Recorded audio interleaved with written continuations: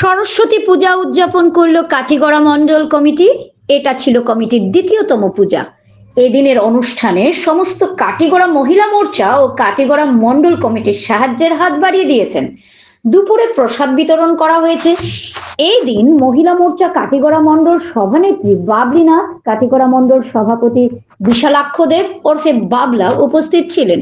এছাড়াও উপস্থিত ছিলেন অসীম দত্ত, রূপম ধর, বিজিত দেব, স্বপন দেব, দেবাশিস গুহ, শিল্পী দেব, অসীমা আচার্যী, লিপিকা দত্ত, ঝর্ণানাথ, উষানাথ, সুকৃতি পাল এবং অন্যান্য সদস্যবৃন্দ।